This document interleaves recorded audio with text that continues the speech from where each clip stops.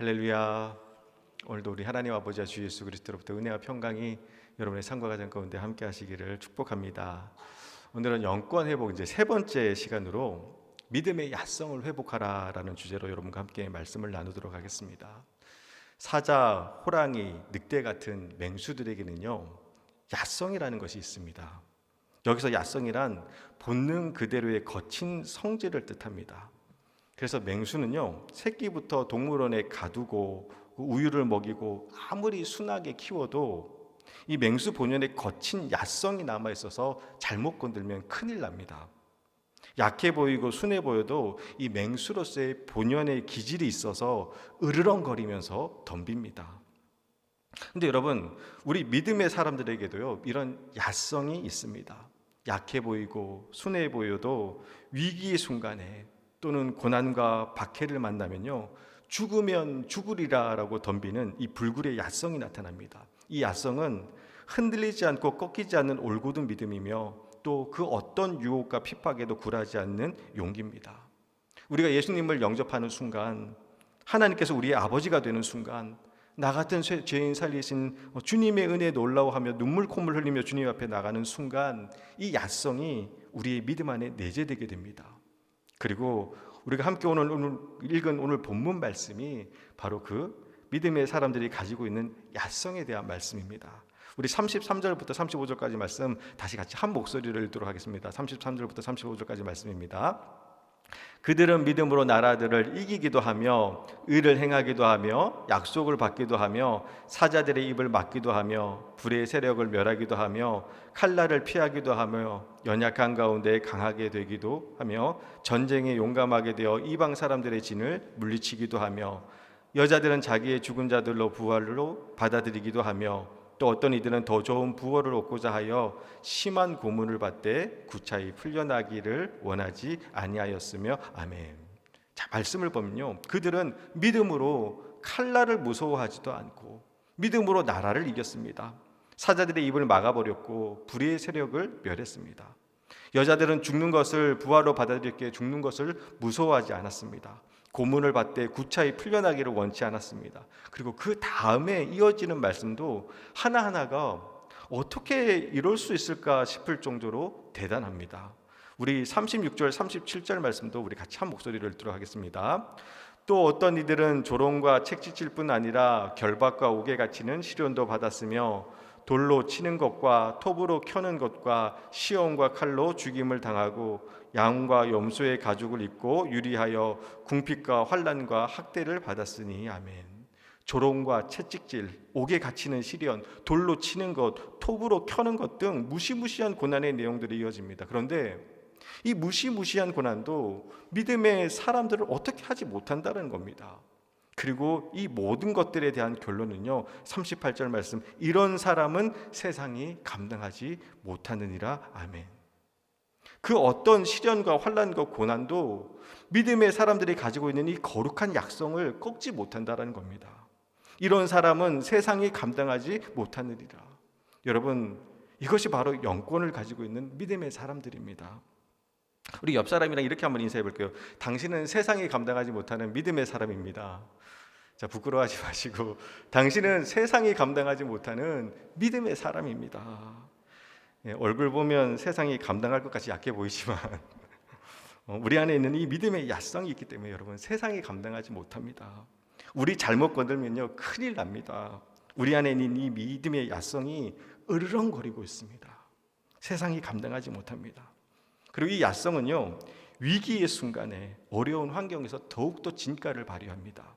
예를 들면 일사가구의 주기철 목사님, 또 사랑의 원자탄 손양환 목사님, 일제강점기와 6.25 전쟁이라는 위기의 순간에 죽으면 죽으리라라는 믿음으로 서는 겁니다. 작고 약해서 꺾이고 부러질 것 같아 보이지만 그 모진 고문과 박해에도 굽히지 않는 강단이 있었습니다. 이것이 바로 믿음의 사람들이 가지고 있는 야성입니다. 우리나라 믿음의 선조들이 그랬습니다. 우리나라 초창기 때 실제로 있었던 일화입니다. 우리나라에 복음이 전해지던 그 믿음의 초창기 때는요 이 목회자들과 성경이 굉장히 귀했다고 합니다. 그나마 선교사님들의 발길이 닿는 곳에는 교회가 세워졌지만 한 교회만 선교사님이 돌볼 수 없었던 터라 그 선교사님들은 교회를 순례하며 다니셨고 주중에는 선교사님을 대신해서 교회를 관리하고 성경을 가르치는 조사 제도가 있었습니다. 이 조사라고 하면요, 지금의 신방 전도사쯤으로 생각하시면 될 겁니다. 그렇다고 뭐 어떤 전문적인 신학 교육을 받은 것이 아니라 그나마 글자를 아는 그 성경을 읽을 정도의 그 교인을 뽑아서 조사로 세웠습니다. 목회자가 너무 귀한 시대였기 때문에 모여서 성경 읽어주는 사람이 바로 조사였습니다. 그러던 어느 날 산골 예배당에 많지는 아니지만 저녁 예배 때 교인들이 모였습니다. 그리고 조사님이 성경을 읽어주는 겁니다. 그날 읽은 성경이 우리가 너무나도 잘 아는 시편 23편 말씀이었습니다. 어두침침한 등잔불 아래서 성경 말씀을 읽습니다. 근데 그때 당시에 성경은요, 한글 성경은 띄어쓰기가 전혀 되어 있지 않았다고 합니다. 가뜩이나 한글 실력도 부족한 데다가 띄어쓰기가 안 되어 있으니까 읽어 내려가기가 쉽지 않았습니다. 여호와는 나의 목자이시니 내게 부족함이 없으리로다. 그렇게 떠듬떠듬 겨우 성경 봉독을 마친 조사님과 교인들이 갑자기 숙연해졌습니다. 이유는 시편 23편 1절 말씀을 여호와는 나의 목자시니라고 읽어야 되는데 띄어쓰기가 안 되어 있다 보니 여호와는 나의 목 자르시니라고 그렇게 읽고 이해했던 겁니다. 조사님은 시편 23편 말씀을 읽은 후에 성경을 내려놓았습니다. 그리고 비장한 얼굴로 이렇게 말합니다. 사랑하는 여러분, 여호와가 내 목을 자르셔도 내게 부족함이 없습니다. 조사님이 큰 소리로 외치자 온 교우들이 두 손을 번쩍 들면서 함께 외칩니다. 내도 나도 그렇다라는 겁니다. 나도. 여러분, 이것이 바로 믿음의 야성입니다. 여호와 하나님이 나의 목을 자르셔도 내가 부족함이 없습니다라고 선포할 수 있는 것, 주님을 위해 기꺼이 내 목을 드릴 수 있는 믿음, 이것이 바로 예수님을 영접하는 순간 우리 안에 새겨진 믿음의 야성입니다. 안타까운 것은요, 지금 우리는 이 믿음의 야성을 잊어버리고 잃어버린 채 살아가고 있습니다. 말씀이 부족해서가 아닙니다. 언제든 어디서든 하나님의 말씀을 볼 수 있고 들을 수 있습니다. 그런데 말씀이 역사하지 않습니다. 그리고 말씀이 역사하지 못하는 이유는요, 말씀을 믿지 못하기 때문입니다. 그리고 말씀을 믿지 못하는 이유는요, 사실 되게 단순합니다. 바로 두려움 때문입니다. 말씀대로 살다가 실패할까봐, 어려워질까봐, 비웃음 당할까봐 두려운 겁니다. 그러다 보니 우리 안에 있는 이 믿음의 야성은 다 사라지고 적당히 세상과 타협하며 나의 생각과 경험과 계획의 틀 안에서만 하나님의 말씀을 받아들입니다. 이건 안 되고, 이건 어렵고, 이거는 불가능하고, 말씀대로 살다가, 믿음대로 살다가 실패할까봐, 넘어질까봐 두려워합니다. 그러니까 힘이 없습니다. 그러니까 권세가 없습니다. 그러니까 능력이 없습니다. 여러분, 믿음의 야성을 회복하려면요, 먼저 두려움에 맞서야 됩니다.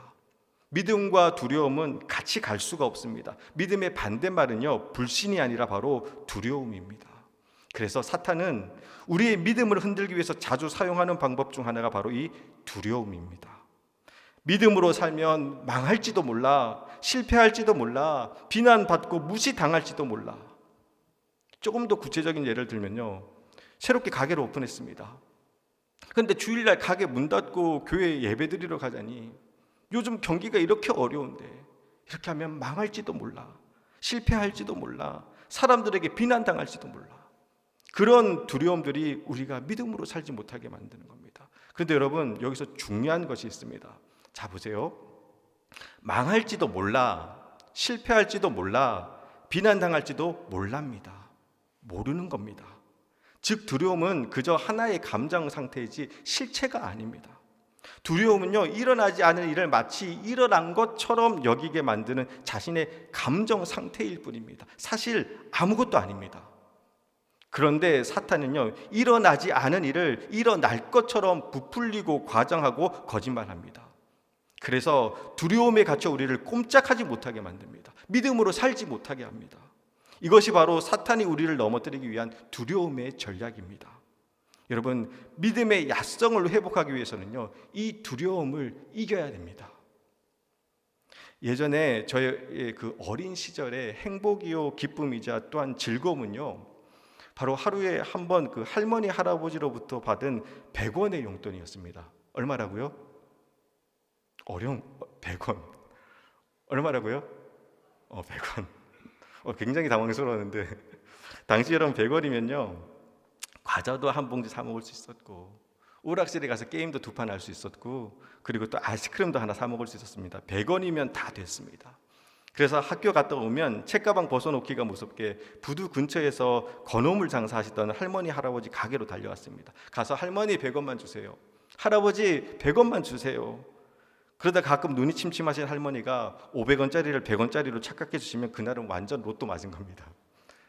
한 손에는 과자 봉지, 한 손에는 아이스크림, 그리고 그거 들면서 꽁충꽁충 뛰면서 오락실로 달려가는 거예요.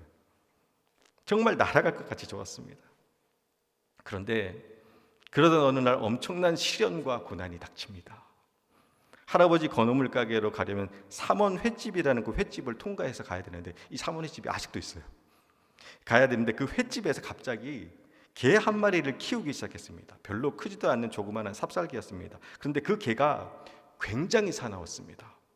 지금 같으면 목줄도에서 사람들에게 해코지 못하도록 단도리를 할 텐데, 그때 당시는 대부분 다 개를 이렇게 풀어놓고 키웠습니다. 그런데 그 개 한 마리가 제가 그 앞을 지나가려고 하면 득달같이 달려들어서 정말 죽일 것 같이 짖어댔습니다. 너무 무서웠습니다.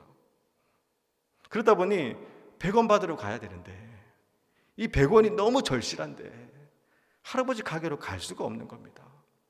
그래서 멀찌감치 떨어져서 동태를 살피다가 개가 잠들었거나 안 보이면 그때 가려고 몇 번 시도도 해봤지만 또 그 개가 눈치도 빨라서 좀처럼 그 기회를 허락하지 않았습니다. 그렇게 며칠을 지났는데 너무 사는 게 힘든 겁니다. 이게 사는 게 아니에요. 그래서 결단을 합니다.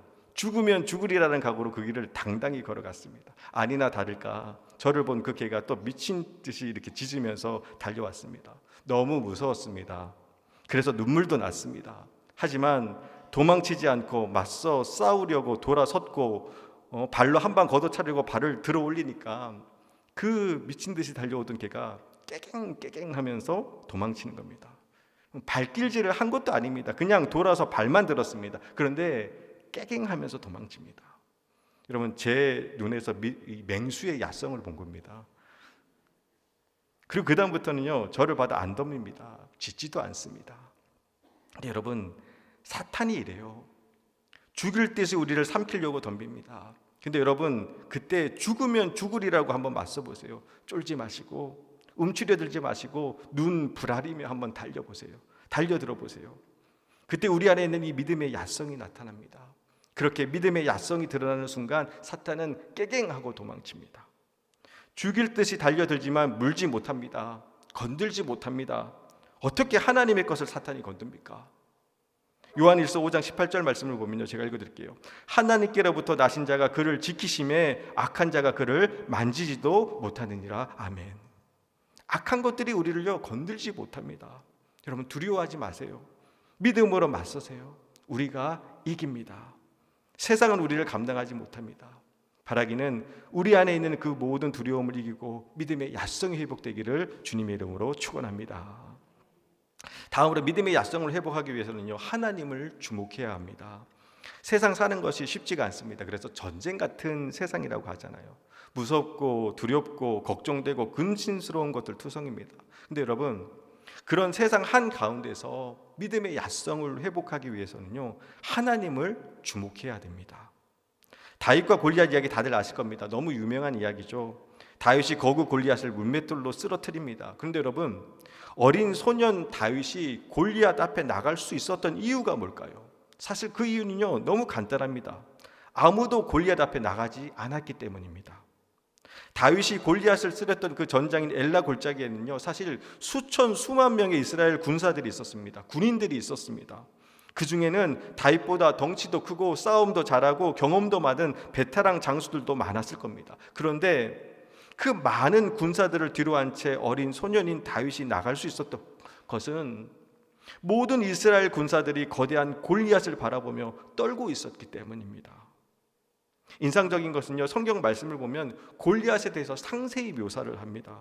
사무엘상 17장 4절에서부터 7절까지의 말씀을 보면요, 우리 같이 말씀을 읽으면서 한번 골리앗의 모습을 상상해 보겠습니다. 같이 한 목소리를 읽도록 하겠습니다. 블레셋 사람들의 진영에서 싸움을 도둔 자가 왔는데 그의 이름은 골리앗이요 가드 사람이라. 그의 키는 6규빗 한 뼘이요 머리에는 노투구를 썼고 몸에는 비늘 갑옷을 입었으니 그 갑옷의 무게는 놋 5천 세겔이며 그의 다리에는 놋 각반을 쳤고 어깨 사이에는 놋 단창을 메었으니 그 창자루는 배틀채 같고 창날은 철 600세겔이며 방패든 자가 앞에 행하더라. 아멘. 이 말씀을 읽으면요, 정말 무지막지하게 큰 골리앗의 모습이 그려집니다. 3m가 넘는 거구에 노투구를 썼고 노수로 된 비닐 갑옷을 입었으며 각반을 찼고 어깨에 놋단창을 메고, 그런데도 창자루가 배틀채 같았다라는 것은요, 엄청 컸다라는 겁니다. 무지막지하게 컸다라는 겁니다. 그런 골리앗이 딱 버티고 있으니까 골리앗만 보이는 겁니다. 그런데 그렇게 골리앗이 주목받던 그 엘라 골짜기에서도 골리앗이 아닌 하나님을 주목한 사람이 있었습니다. 그 사람이 바로 다윗입니다. 다들 거구 골리앗을 바라보면서 믿음의 야성을 다 잃어버린 채 벌벌 떨고 있는 이스라엘 군사들 사이에서 골리앗이 아닌 하나님을 본 다윗은 말합니다. 너무 유명한 말씀이죠. 사무엘상 17장 45절에서 47절까지 말씀입니다. 우리 화면을 참고해서 같이 한 목소리를 읽도록 하겠습니다. 다윗이 블레셋 사람들에게 이르되 너는 칼과 창과 단창으로 내게 나아오니와 나는 만군의 여호와의 이름 곧 내가 모욕하는 이스라엘 군대의 하나님의 이름으로 내게 나아가노라. 오늘 여호와께서 너를 내 손에 넘기시리니 내가 너를 쳐서 내 목을 베고 블레셋 군대의 시체를 오늘 공중의 새와 땅의 들짐승에게 주어 온 땅으로 이스라엘 하나님이 계신 줄 알게 하겠고 또 여호와의 구원하심이 칼과 창에 있지 아니함을 이 무리에게 알게 하리라. 전쟁은 여호와께 속한 것인즉 그가 너희를 우리 손에 넘기시리라. 아멘. 여러분, 이것이 바로 믿음의 야성입니다. 여호와의 구원하심이 칼과 창에 있지 아니함을 알게 하리라. 전쟁은 여호와께 속한 것인즉 하나님이 너희를 우리 손에 넘기시리라 라는 겁니다. 즉 우리가 이긴다라는 겁니다. 다윗이 이렇게 선포하며 나갈 수 있었던 것은요, 딱 하나, 오직 하나님만 바라봤기 때문입니다. 그렇게 하나님만 바라보며 짱돌 몇 개 들고 나가서 거구 골리앗을 쓰러뜨립니다. 여호와의 구원하심이 칼과 창에 있지 아니함을 짱돌 하나로 증명합니다. 여러분, 골리앗이라는 그 상황과 환경과 현실을 보면요, 답이 없습니다. 아무리 생각해도 이길 수 없는 상대입니다. 그런데 하나님을 보면요, 이건 아무것도 아닙니다. 짱돌 몇 개면 충분한 겁니다. 사실 다윗이 골리앗 앞에 나간다고 했을 때 사무엘상 17장 33절 말씀을 보면요, 제가 읽어드리겠습니다. 사울이 다윗에게 이르되 내가 가서 저 블레셋 사람과 싸울 수 없으리니 너는 소년이요 그는 어려서부터 용사임이니라. 아멘. 즉 상대가 안 된다라는 겁니다. 어쩌면 이것이 객관적 상황이고 현실입니다. 하지만 하나님을 보고 있는 다윗에게 골리앗은 그냥 쳐 죽일 짐승의 하나에 불과하다고 합니다. 쳐 죽일 짐승이라고 하니까 조금 표현이 과한 것 같은데 성경 말씀에 정말 이렇게 나옵니다. 하나님을 보고 있는 다윗에게 골리앗은 그저 쳐 죽일 짐승의 하나에 불과한 겁니다. 즉 아무것도 아니라는 겁니다. 혹시 지금 여러분의 삶에 여러분을 두렵게 하고 움츠려들게 하고 힘들게 하는 그런 골리앗과 같은 문제와 어려움이 있다면 문제와 어려움이라는 상황을 바라보지 마시고 하나님을 보시기를 바랍니다. 그러면 그동안 내가 그렇게 무서워했고 걱정했던 그 문제가 아무것도 아닌 게 됩니다. 하나님의 권능 앞에 서면 다른 건 아무것도 아닙니다. 그리고 그때 믿음의 야성이 나타나는 겁니다. 영권이 드러나는 겁니다. 너는 칼과 창과 단창으로 내게 나오거니와 나는 만군의 여호와의 이름으로 너 앞에 나가니라 라는 것이 되는 겁니다. 여러분, 믿음의 야성은요, 하나님을 볼 때 드러납니다. 시선이란 찬양이 있습니다. 유명한 찬양이라 다들 한 번쯤은 들어보신 적 있으실 겁니다. 이 찬양의 가사를 보면요, 이렇습니다. 제가 읽어드릴게요. 내게로부터 눈을 들어 주를 보기 시작할 때 주의 일을 보겠네. 내 작은 마음 돌이키사 하늘의 꿈 꾸게 하네. 주님을 볼 때 모든 시선을 주님께 드리고 살아계신 하나님을 느낄 때 내 삶은 주의 역사가 되고 하나님이 일하기 시작하네. 저는요, 이 후렴구 가사가 너무 좋아요. 모든 시선을 주님께 드리고 살아계신 하나님을 느낄 때 내 삶은 주의 역사가 된다라는 겁니다. 골리앗이라는 고난과 어려움 가운데 있다 할지라도 내가 주님을 바라보고 있다면 그곳은 무섭고 두려운 곳이 아니라 주님의 역사가 이루어지는 곳이 된 줄 믿습니다.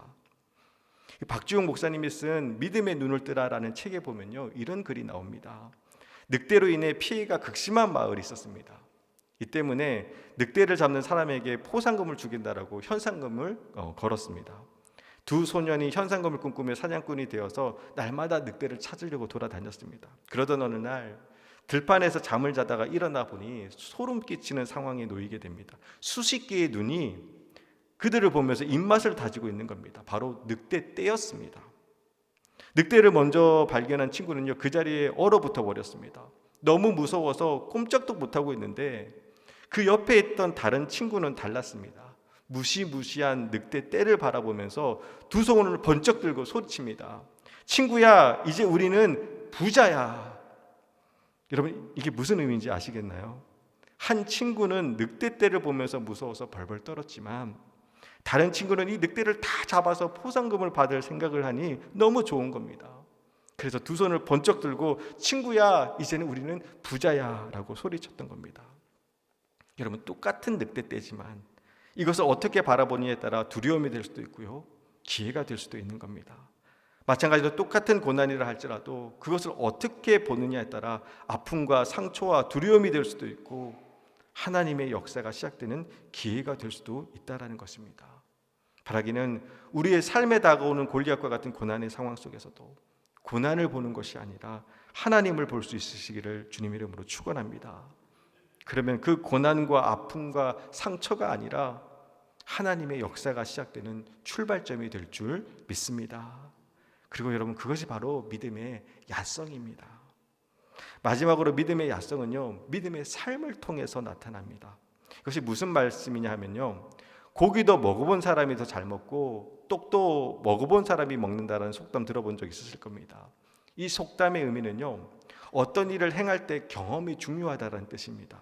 즉, 해보고 겪어본 사람이 더 잘한다라는 겁니다. 믿음으로 행할 때 여러분, 능력 나타납니다. 믿음으로 행할 때 기적이 일어납니다. 예수님은 내 믿음대로 될지어다라고 말씀하셨습니다.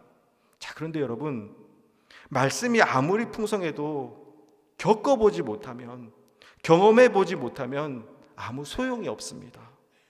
내가 믿음으로 살아낸 것만이 내 겁니다.